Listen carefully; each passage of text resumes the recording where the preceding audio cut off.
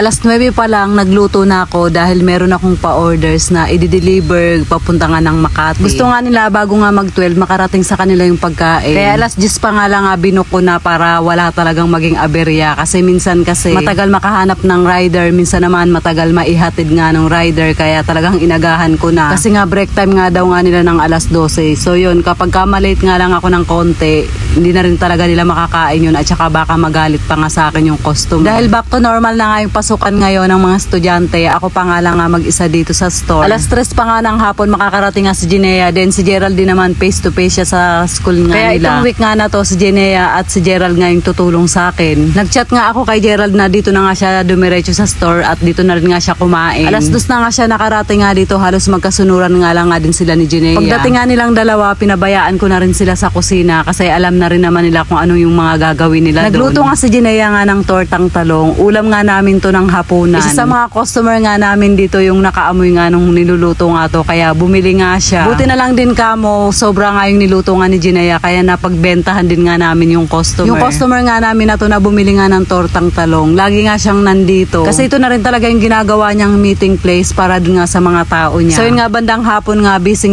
nga kami. Sobrang mabenta din nga yung chicken pastel namin. Yung mga plastic bowl nga na binili ko noon sa Japan, yun na rin nga yung ginamit namin sa pag-serve nga ng pastil. Kasi ang cute kasi niyan tingnan, tsaka sakto lang din talaga yung kanin. Yung pastil kasi iniibabaw lang din naman sa kanin kaya sumakto lang din talaga dun sa bowl. Si Mean nga at saka si Ron dumalaw nga sila dito sa kabilang shop nga nila at dito na rin nga sila naghapunan. Si Ron na nga yung una nga munang kumain kasama nga niya yung mga bata kasi si Mean may gawa pa nga siya sa loob. Meron nga silang client, medyo busy din nga sila sa kabilang shop. So yun diba nakakatuwa din nga si Mean kahit dalawa na nga yung shop niya. Talagang gumagawa pa din siya para nga sa mga client nga yung niya. Iba din kasing mga business owner, puro monitoring na lang din kasi talaga yung ginagawa nga nila. Yun nga, choices na lang din siguro talaga nila yun para nga makapagpahinga-pahinga naman. Mga bandang alas 9 nga, wala na nga masyadong tao dito sa shop.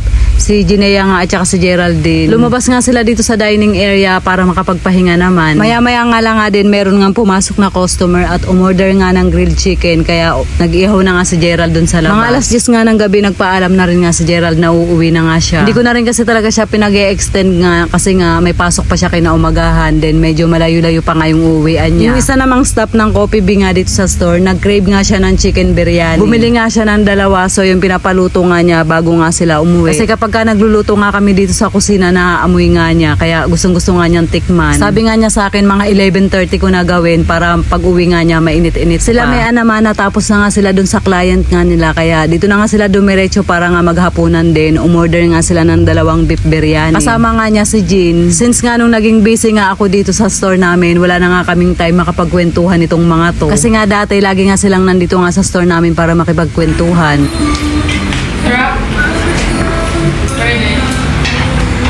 Picture. Ba't wala si Alaysa?